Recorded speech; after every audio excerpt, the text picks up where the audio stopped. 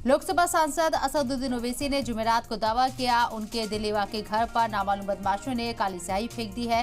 दिल्ली में ओवैसी के घर पर स्याही फेंकी गई है और काली स्याही फेंकने पर असदुद्दीन ओवैसी ने कहा है कि सांसद का घर तक महफूज नहीं है। वाज़ेह है कि असदुद्दीन ओवैसी ने यह दावा किया है कि उनके घर के ऊपर काली स्याही फेंकी गई है। दिल्ली वाकई उनके घर पर यह हरकत हुई है और नामालूम बदमाशों के जरिए इस पूरे मामले को अंजाम दिया गया है। साथ ही साथ उन्होंने सवाल भी उठाए हैं कि एक चुने हुए सांसद का घर भी महफूज नहीं है, जो कि सांसद के घर को भी महफूज नहीं समझा जा सकता। दिल्ली के अंदर उसके घर को भी निशाना बनाया गया है। वाज़ेह है कि असदुद्दीन ओवैसी अपने बयानों को लेकर खासा सुर्खियों में रहते हैं और अभी हाल ही में संसद में ओथ लेने के दौरान उन्होंने जो बयान दिया था, जिस तरीके से नारा बुलंद किया था, उसके बाद लगातार बयानबाजी भी हो रही थी। क्या ये जो हरकत की गई है ये